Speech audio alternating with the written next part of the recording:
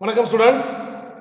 இந்த ஃபங்க்ஷனில் இருக்கக்கூடிய எக்ஸசைஸ் 1.3 இருக்கக்கூடிய ப்ராப்ளம் கொஸ்டின் நம்பர் 13 பார்க்க போகிறப்ப, the weight of muscles of a man is a function of his body weight x and can be expressed as W of x is equal to 0.35x. Determine the domain of this function. அதாவது ஒரு மனிதனுடைய muscle wait வந்து ஃபங்க்ஷனாக இருக்குது. அதை பற்றி என்னக்கா பாடி வெயிட்டை பொறுத்து அமைது. பாடி வெயிட் எக்ஸோட ஃபங்க்ஷனாக இருக்குது. அப்போது அந்த டபிள்யூவை வந்து நம்ம எப்படி டிஃபைன் பண்ணுறோம்? W of x is equal to 0.35 into எக்ஸ்னு டிஃபைன் பண்ணுறோம். ஓகேங்களா? அப்படின்னா இந்த ஃபங்க்ஷனுடைய டொமைன் என்ன? ஓகேங்களா? அப்போ டொமைன்னா எக்ஸோட வேல்யூ. அப்போ எக்ஸோட வேல்யூ என்னவா இருக்கும் அப்படின்னு கேட்குறாங்க. சரி, இது ஒரு பெரிய விஷயமே இல்லை. இப்போ நமக்கு வந்து எக்ஸ் என்ன கொடுத்துருக்குறாங்க? X is the body weight of a man. ஒரு மனிதனுடைய பாடி வெயிட் வந்து எக்ஸ்ன்னு சொல்கிறோம். அப்போ எக்ஸுக்கு நம்ம கொடுக்கக்கூடிய வேல்யூ, டொமைன் எக்ஸோட வேல்யூ என்னன்னு கேட்குறான். இப்போ எக்ஸோட வேல்யூ கொடுக்கும்போது பார்த்தோன்னாக்கா நம்ம வந்து ஒரு மனிதனுக்குனாக்கா ஒரு 20 கிலோ, 10 கிலோ, 50 கிலோ, 100 கிலோ, 80 கிலோன்னு சொல்லலாம். -5 கிலோ, 2 கிலோ, -2 கிலோ, 0 கிலோலாம் சொல்ல முடியாது. ஓகேங்களா? அப்போ பாடி வெயிட் வந்து பார்த்தீங்கன்னா கிரேட்டர் தென் 0 தான் இருக்க முடியும். எந்த நெகட்டிவாக இருக்க முடியாது, 0 இருக்க முடியாது. Here body weight of a man is not 0. ஒரு மனிதனுடைய வெயிட் வந்து 0ன்னு சொல்ல முடியாது, நெகட்டிவ்னு சொல்ல முடியாது. அப்போ for all x greater than 0, x greater than 0 body weight எவ்வளோமே இருக்கலாம், ஆனால் 0வோட அதிகமாக இருக்கணும். அப்போ டபிள்யூ of x is equal to 0.35 is defined. ஓகேங்களா? எப்போ அப்படின்னு சொல்லும்போது எக்ஸ் கிரேட்டர் தென் 0வுக்கு ஒன்லி பாசிட்டிவ், அவ்வளோதான். அப்போ எக்ஸுக்கு வர ஒரு பாசிட்டிவான ஒரு வேல்யூ கொடுங்க.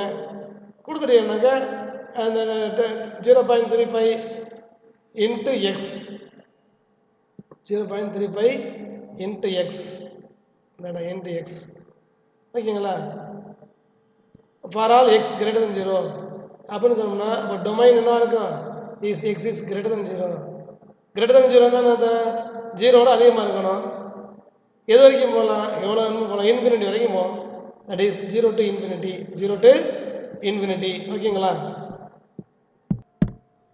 கொஸ்டின் நம்பர் 14 பாருங்க. The distance of an object falling is a function of time t and can be expressed as s of t is equal to -16 t square. Graph the function and determine if it is 1 to 1. அதாவது இந்த distance of an object falling is a function of time t. அதாவது மேலிருந்து ஒரு பொருள் கீழே விழுகுது. அந்த விழுகக்கூடிய அந்த டிஸ்டன்ஸ் பார்த்தீங்கன்னா டைம் டீயை பொறுத்து ஒரு ஃபங்க்ஷனாக அமையுது. அதை எப்படி எக்ஸ்பிரஸ் பண்ணுறாங்க? S of t is equal to -16 t square. S of t is equal to -16 t square. இப்போ எஸ்ஸுங்கிறது தான் நீங்கள் டிஸ்டன்ஸு. அந்த டிஸ்டன்ஸ் வந்து டயத்தை பொறுத்து ஒரு ஃபங்க்ஷன் ஆகியிருக்காங்க. -16 டி ஸ்கொயர் அப்படின்னு ஒரு ஃபங்க்ஷன். கிராஃப் த ஃபங்க்ஷன், இதுக்கு வரைபடத்தை வரைய சொல்கிறாங்க. And determine if it is 1 to 1. இதுலேருந்து இந்த ஃபங்க்ஷன் வந்து 1 to 1 இருக்குமா அப்படின்னு கண்டுபிடிங்க அப்படிங்கிறான். ஓகே, இந்த கிவன் ஃபங்க்ஷன் என்ன கொடுத்துருக்காங்க? S of t is equal to -16 t square. S of t is equal to -16 t square. இப்போ டயத்தை பொறுத்தனே, இப்போ நான் இங்கே 2 டயம் எடுத்துக்கிறேன், T1 T2ங்கிற 2 டயத்தை எடுத்துக்கிறேன். டயத்தை எடுத்துக்கிட்டு அந்த ஃபங்க்ஷனில் அப்ளை பண்ணும்போது s of T1 is equal S of T2ன்னு சொன்னோன்னா அப்போ T1 T2 ஈக்குவலாக இருக்கணும். அப்படி இருந்தால் அந்த ஃபங்க்ஷன் 1 to 1ன்னு சொல்லலாம். ஓகேங்களா? இப்போ suppose S of T1 is equal S of T2, T1 T2ங்கிற 2 டயத்தை எடுத்துக்கிறேன்.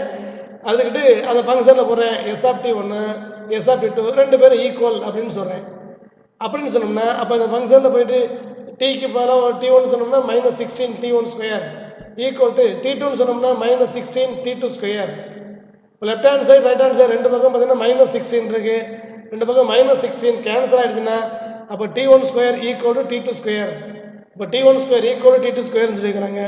அப்படின்னா ரெண்டு சான்ஸ் இருக்குது. ஒன்று T1 equal to T2, T1 T2 ஈக்குவலாக இருக்கும்.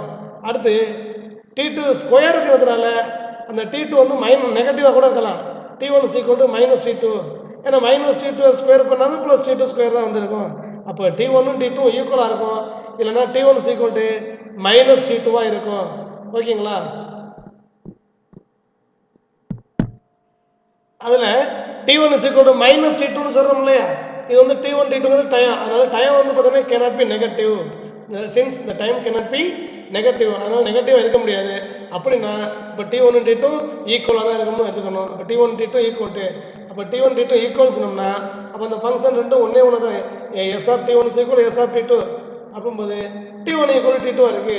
அப்படின்னு அந்த function is 1:1, hence it is 1:1. சரி, இது கிராஃப் வரைய சொல்லியிருக்கிறாங்க. இப்போ கிராஃப் வரைய சொல்லும்போது பார்த்தோம்னாக்க டி வந்து S of t is equal to -16 t ஸ்கொயர்னு இருக்குது. இப்போ நம்ம டைம் வந்து பார்த்தீங்கன்னாக்க நெகட்டிவாக இருக்க முடியாது, 0 இல்லை பாசிட்டிவாக இருக்கலாம். இப்போ சப்போஸ் 0 கொடுத்தோம்னா 0 இஸ் ஈக்குவல் டு -16 × 0 0. 1ன்னு கொடுத்தோம்னா -16 × 1 ஸ்கொயர் 1 × -16 -16 தான். இப்போ 2ன்னு கொடுக்கும்போது 2 ஸ்கொயர் அளவு 4 4 × -16 -64. டி 3ன்னு எடுத்துட்டோம்னா 3 ஸ்கொயர் 9 9 × -16 -144. இது மாதிரி நீங்கள் போட்டு போகலாம். இதை வந்து நம்ம ஒரு கிராஃப் வரைகிறோம். 0, 0, 1, -16, 2, -64, 3, -144 அப்படின்னு இருக்குது. அப்படி பார்த்தோம்னாக்க 1, -16, 2, -64, 3, -144 ஸ்ட்ரைட்டில் ஒரு ஸ்ட்ரைட் லைன் வந்துடுது. ஓகேங்களா? இப்போ ஒவ்வொரு டொமைனுக்கும் ஒரே ஒரு இமேஜ் மட்டும் தான் இருக்குது. அதில் அந்த ஃபங்க்ஷன் என்ன இருக்குது, 1:1 தான் இருக்குது. அந்த ஃபங்க்ஷன் என்ன இருக்குது, 1:1 தான் இருக்குது. ஓகே, கொஸ்டின் நம்பர் 15 பாருங்க. The total cost of airfare on a given route is compressed of the base cost C and the fuel charges S into B. Both C and S are functions of the mileage M. C of M is equal to 0.4 M plus 50. S of M is equal to 0.03 M. Determine a function for the total cost of a ticket in terms of the mileage and find the airfare for flying 1600 miles. Okay, இப்போ என்ன கொடுத்துருக்காங்க, the total cost of airfare. ஒரு விமானத்தில் பறக்கும்போது அது பறக்கிறதுக்கான cost and a given route is comprised of the base cost C and the fuel charges S into B. அதாவது பார்த்தீங்கன்னாக்க அதுக்கான அந்த ஒரு பர்டிகுலர் ரூட்டில் பயணிக்கிறதுக்கான விமானத்தில் பயணிக்கிறதுக்கான காஸ்ட், அடிப்படை கட்டணம், பேஸ் காஸ்ட் சி வந்து எப்படி டிஃபைன் பண்ணுறாங்க அப்படின்னு சொன்னோம்னா, அதில் அந்த சியோட ஃபியூயல் சர்சார்ஜ், அந்த அதுக்கான எரிபொருளுக்கான அமௌண்ட், அதை வந்து எஸ்ன்னு சொல்கிறாங்க இன்டு பியில். இப்போது both C and S are functions of the mileage M.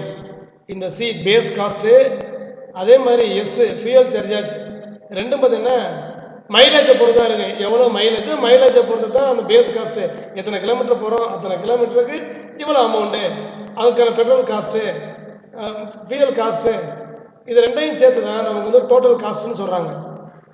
இப்போ அந்த பேஸ் காஸ்ட்டை எப்படி define பண்ணுறாங்கனாக்க 0.4 M plus 50.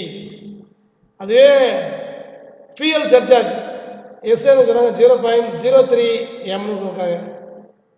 Determine the function for the total cost of a ticket in terms of the mileage and find the airfare for flying 1600 miles. இப்போ பார்த்தீங்கன்னாக்க அந்த மைலேஜை பொறுத்து total cost, டிக்கெட்டுக்கான cost என்ன அதை கண்டுபிடிக்க சொல்கிறாங்க. அதே பார்த்தீங்கன்னா 1600 மைல்ஸ் ஒரு பயணம் இருக்குது, 1600 மைலில் வந்து போகிறாங்க அப்படின்னா அதுக்கான ஏர்ஃபேர் எவ்வளவு, பயண கட்டணம் எவ்வளவா இருக்க முடியும், இதை கேட்குறாங்க. வான்தொலைவு மைலுக்கான பயண கட்டணம் ஓகே, பயணச்சீட்டோட தொகை. இப்போ பாருங்க, given that C base cost வந்து அந்த அடிப்படை கட்டணம் வந்து சின்னு சொல்கிறாங்க. ஃபியூயல் சர்சார்ஜ் அந்த விமான எரிபொருளுக்கான செலவு வந்து பார்த்திங்கன்னா எஸ்ன்னு சொல்கிறாங்க. மைலேஜ் எத்தனை மைல் போயிருக்கிறாங்க அப்படின்னு சொல்லும்போது அதை வந்து எம்னு சொல்கிறாங்க. ஓகேங்களா? இப்போது பேஸ் காஸ்ட்டுக்கான ஃபங்க்ஷன் எப்படி டிஃபைன் பண்ணிக்க, 0.4 இன்ட்டு மைல் எத்தனை மைலேஜ் அது ப்ளஸ் 50 அண்ட் ஃபியூயல் சார்ஜஸ் எப்படி பண்ணுங்க 0.03 எம்னு சொல்லிக்கிறாங்க. இப்போ இந்த பேஸ் காஸ்ட்டு இந்த ஃபியூயல் சார்ஜஸ் ரெண்டையும் சேர்ந்தது தான் total cost of ticket. Total cost of ticket வந்து நம்ம டீம்னு சொன்னோம்னாக்க அப்போ base cost plus fuel charges இதுக்கான காஸ்ட்டு ரெண்டும் சேர்ந்தோம்னா டோட்டல் காஸ்ட்டு. இப்போ பேஸ் காஸ்ட்டு எனக்கு ஃபங்க்ஷன் எப்படி 0.4 M plus 50 plus fuel charges function எப்படி சொல்லிக்கிறாங்க 0.03 எம். இப்போ நம்ம இந்த ரெண்டு எல்லாத்தையும் ஆட் பண்ணும்போது பார்த்தீங்கன்னாக்க 0.4 இது 0.03 எம். இப்போ 0.43 எம் ப்ளஸ் 50. ஓகேங்களா? இது டோட்டல் காஸ்ட்டுக்கான ஃபங்க்ஷன். இப்போ இந்த ஃபங்க்ஷனில் நம்ம எத்தனை மைலேஜ் போகிறோமோ அத்தனை மைலில் கொடுத்தோம்னா அதுக்கான டிக்கெட் சார்ஜ் நம்ம கிடைச்சி போகிறோம். இப்போ எம்முக்கு நம்ம எத்தனை கிலோமீட்டர் போகிறோமோ அத்தனை அந்த வேல்யூவை கொடுத்தோம்னா நமக்கு டோட்டல் டிக்கெட்டோட காசு தெரிஞ்சு போகிறோம். இப்போ நமக்கு இங்கே எத்தனை மைல் கொடுத்துருக்குறாங்க 1600 மைல் கொடுத்துருக்குறாங்க. எத்தனை மைல் 1600 மைல் கொடுத்துருக்காங்க. அப்போ எம்முக்கு பதிலாக 1600 அப்படின்னு சொல்லிட்டு இந்த ஃபங்க்ஷனில் சப்ஸ்டியூட் பண்ணுங்கள். அப்போ டோட்டல் காசு தெரிஞ்சு போயிடும். அப்போ 0.43 இன்ட்டு எம்முக்கு பதிலாக 1600 ப்ளஸ் 50. இப்போ 1600 இன்ட்டு 0.43 மல்டிப்ளை பண்ணும்போது நினைக்குது 688ன்னு கிடைக்குது ப்ளஸ் 50. இப்போ 688 ப்ளஸ் 50 இஸ் ஈக்குவல் டு 738. அப்போது நம்ம அந்த 1600 கிலோமீட்டர் மைல்ஸ் நம்ம அந்த பறக்கிறதுக்கான விமான டிக்கெட் எவ்வளோ அப்படின்னு சொன்னோம்னாக்க ருபீஸ் 738 ருபீஸ். ஓகேங்களா? இங்கே ஆர்எஸ் ருபீஸ் 738. நெக்ஸ்ட்டு பார்த்தீங்கன்னாக்க question number 16. A salesperson whose annual earnings can be expressed by the function A of x is equal to 30,000 plus 0.04x, where x is the rupee value of the merchandise he sells. His son is also in sales and his earnings are represented by the function s of x is equal to 25,000 plus 0.05 into x. Find a plus s of x and determine the total family income if they each sell rupees 1 crore 50 lakhs worth of merchandise. அதாவது பார்த்தீங்கன்னா ஒரு sales person ஒரு விற்பனை பிரதிநிதி whose annual earnings ஒரு ஆண்டு வருமானம் பார்த்தீங்கன்னா can be represented by the function. அந்த ஃபங்க்ஷன் ஆண்டு வருமானத்தை குறிக்கிற function a of x is equal to 30,000 30,000 plus 0.04 எக்ஸாக இருக்குது. Where x is the rupee value of the merchandise. அவர் பார்த்தீங்கன்னாக்க அந்த எக்ஸு அப்படிங்கிறது பார்த்தீங்கன்னாக்க அவர் விற்கும் பொருளுடைய விலை மதிப்பு ரூபாயில் காமிக்குது இன் ரூபீஸ். ஓகேவா? ரூபாயில் அவர் எவ்வளவு ரூபாய்க்கு விற்கிறாரோ அந்த பொருளோட மதிப்பை வந்து ரூபாயில் எக்ஸ்ன்னு சொல்கிறோம். அதே மாதிரி his son is also in sales and his earnings are represented by the function S of x is equal to 25,000 plus 0.05 X.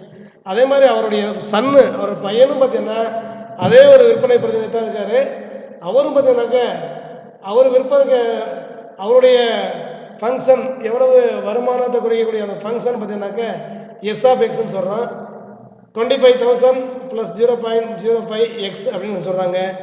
அப்போது அப்பாவுடைய அந்த ஆண்டு வருமானத்தை குறைக்கக்கூடிய அந்த ஃபங்க்ஷன் 30 lakhs ப்ளஸ் 0.04 எக்ஸு. அதே சன் வந்து பார்த்திங்கன்னா அவருடைய ஆண்டு வருமானத்தை குறைக்கக்கூடிய அந்த function S of x equal to 25,000 plus 0.05 x. இப்போ ஃபைண்ட் ஏ ப்ளஸ் எக்ஸ் இவங்க ரெண்டு பேரும் சேருங்க. And determine the total family income If the each sell 1 lakh, 1 crore 50 lakhs worth of merchandise. இவங்க ரெண்டு பேரும் 1,50,00,000 வியாபாரம் பண்ணாங்கன்னா இவங்க ரெண்டு பேருடைய அந்த வருமானம் என்னவா இருக்கும் தனித்தனியாக நம்ம கேட்டுக்கிறாங்க. இப்போ டோட்டல் ஃபேமிலியோட இன்கம் எவ்வளவுன்னு கேட்குறாங்க. ஓகேங்களா? இப்போது ஏ ஆஃப் எக்ஸ், அதாவது அப்பாவுடைய அந்த வருமான அளவு 30,000 + 0.04 எக்ஸு. அதே பீரியடில் இருக்கக்கூடிய பையனுடைய இன்கம் 25,000 + 0.05 எக்ஸு. இந்த எக்ஸுங்கிறது அவர் எவ்வளோ விற்கிறாரோ, எவ்வளோ பொருள் விற்கிறாரோ அதை வந்து ரூபியில் கொடுத்துருக்குறோம். அதை வந்து 0.05 மல்டிப்ளை பண்ணி 25,000 ப்ளஸ் பண்ணால் பையனோட வருமானம். அதே 0.04 அதனால் அந்த எக்ஸை மல்டிப்ளை பண்ணிவிட்டு 30,000 ஆட் பண்ணோம்னா அப்போட வருமானம்.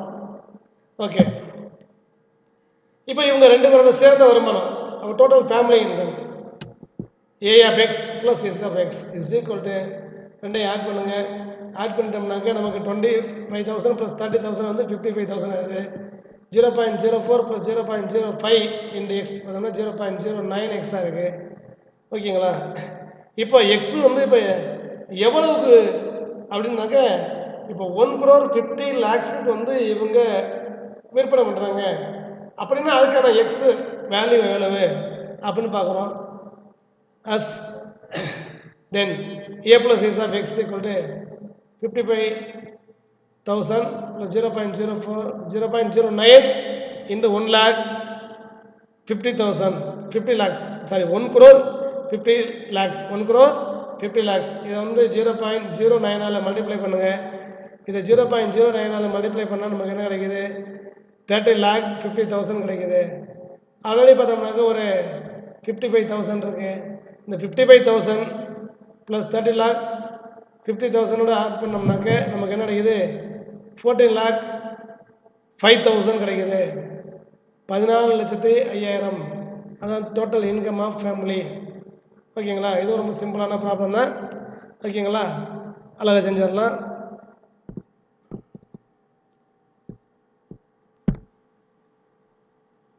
Question number 17 பாருங்க. The function for exchanging American dollars for Singapore dollar on a given day is f of x is equal to 1.23x. அதாவது அமெரிக்கன் டாலரை ஒரு குறிப்பிட்ட நாளில் அமெரிக்கன் டாலரை சிங்கப்பூர் டாலரை மாற்றுறதுக்கான function f of x equal to 1.23x இருக்குது. where x represents the number of American dollars. அது X வந்து பார்த்தீங்கன்னா நம்பர் ஆஃப் அமெரிக்கன் டாலரை ரெப்ரசன்ட் பண்ணுது. On the same day, the function for exchanging Singapore dollar to Indian rupee is g of y is equal to 50.50y. அதே நாளில் வந்து பார்த்தீங்கன்னா Singapore டாலரை இந்தியன் ரூபியாக மாற்றுறதுக்கான ஃபங்க்ஷன் அது g of y is equal to 50.50y இருக்குது. வேர் y represent the number of Singapore dollar. இங்கே y பார்த்தீங்கன்னா Singapore dollar number of Singapore dollar represent பண்ணுது. அப்படின்னா right a function which will give exchange rate of American dollars in terms of Indian rupee. அப்படின்னா American டாலரை Indian ரூபியாக மாற்றுறதுக்கு ஆன function, அந்த ஃபங்க்ஷனை கொண்டு வாங்க அப்படிங்கிறாங்க. ஓகேயா? அதாவது பாருங்கள், தமிழ் மொழி பாருங்கள். அமெரிக்க டாலரை சிங்கப்பூர் டாலராக ஒரு குறிப்பிட்ட நாளில் பண மதிப்பு மாற்றம் செய்யும் சார்பு f of x is equal to 1.23x ஆகும். இங்கு x என்பது அமெரிக்க டாலர்களின் எண்ணிக்கை ஆகும். அதே நாளில் இந்திய ரூபாய்க்கு சிங்கப்பூர் டாலரை மாற்றும் சார்பு g of y is equal to 50.5y. இங்கு y என்பது சிங்கப்பூர் டாலர்களின் எண்ணிக்கை ஆகும். இந்திய ரூபாயின் அடிப்படையில் அமெரிக்க டாலரின் நாணய பரிவர்த்தனை விகிதத்தை வழங்கும் சார்பினை எழுதுக. ஓகேவா? அது இந்தியன் ரூபீஸில் அமெரிக்கன் டாலரை எப்படி இந்தியன் ரூபியாக மாற்றுறோம் அப்படிங்கிற அந்த ஃபங்க்ஷனை நீங்கள் கொண்டு வாங்க அப்படிங்கிறேன். இப்போ நமக்கு பார்த்தோன்னா கொடுக்கக்கூடிய function f of x is equal to 1.23x. இதில் பார்த்தீங்கன்னா எக்ஸுங்கிறது யார்? X is the number of American dollar. வேறு x is the number of American dollar. அடுத்து ஜி ஆஃப் ஒய்ங்கிற ஒரு ஃபங்க்ஷன் கொடுத்துருக்குறேன். இது இப்போ ஜி ஆஃப் ஒய்ங்கிறது 50.50 கொடுத்துருக்கு. அது ஒய் பார்த்தீங்கன்னா நம்பர் ஆஃப் சிங்கப்பூர் டாலர், எக்ஸுங்கிறது நம்பர் ஆஃப் அமெரிக்கன் டாலர், ஒய்ங்கிறது நம்பர் ஆஃப் சிங்கப்பூர் டாலர். ஓகேங்களா? அதாவது அமெரிக்கன் டாலரை சிங்கப்பூர் டாலராக மாற்றுறேன். அந்த function f of x equal 1.23x. சிங்கப்பூர் டாலரை இந்தியன் ரூபியாக மாற்றுறேன். அந்த ஃபங்க்ஷனை g of y is equal to 50.50y. G of y is equal to g of y, இங்கே ஜி ஆஃப் எக்ஸ்னு போட்டிருக்கு. G of y is equal to 50.50y. ஓகேங்களா? சரி. Now the function which will give the exchange rate of American dollars in Indian rupees. American டாலரை Indian ரூபியா exchange பண்ண போகிற function.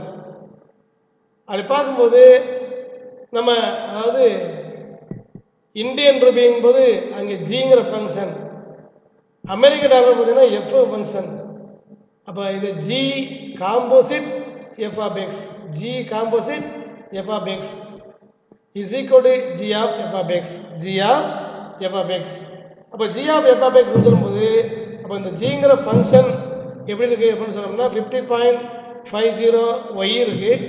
அதில் f of x, f of xோட value என்னது 1.23x. அப்போது இந்த ஃபங்க்ஷனில் போயிட்டு ஒய்க்கு பதிலாக 1.23xன்னு அப்ளை பண்ணுங்கள். அப்போ 1.23x நம்ம f of x அப்ளை பண்ணால் ஜியில் போயிட்டு ஜிங்கிறது ஆக்சுவலாக 50.50 இன்டு ஒய், அந்த ஒய் இருக்கிறதுல 1.23 இன்டு எக்ஸ்ன்னு அப்ளை பண்ணோம்னா நமக்கு 50.50 இன்டு 1.23 ரெண்டையும் மல்டிப்ளை பண்ணோம்னா 1.23ஆல் 50.50 மல்டிப்ளை பண்ணோம்னா 62.115 இன்டு எக்ஸ்ன்னு இருக்குது. ஓகேங்களா? அதில் பார்த்தீங்கன்னா வேறு x is American dollar, G composite F of x is Indian rupee. ஓகேங்களா? அப்போ பார்த்தோன்னா இதுதான் நமக்கு அந்த function G composite F of x is equal to 62.115x. அதாவது அமெரிக்கன் டாலரை இந்தியன் ரூபியாக மாற்றுறதுக்கான ஃபங்க்ஷன் இது 62.115 இன்டெக்ஸ். எக்ஸுங்கிறது American dollar, G composite F of x is Indian rupee. ஓகேங்களா? ஓகே ஸ்டூடெண்ட்ஸ், இது வரைக்கும் இந்த ப்ராப்ளத்தை பாருங்கள். நெக்ஸ்ட்டு இன்னொரு 2-3 ப்ராப்ளம் இருக்குது, அதை நெக்ஸ்ட்டு கிளாஸில் பார்ப்போம். ஓகேங்களா? நெக்ஸ்ட் கிளாஸில் இதை முடிச்சிடுவோம்.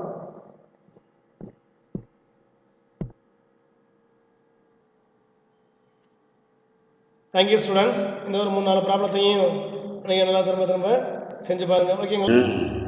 நெக்ஸ்ட் பாருங்கள், நெக்ஸ்ட் கிளாஸ் பார்ப்போம்.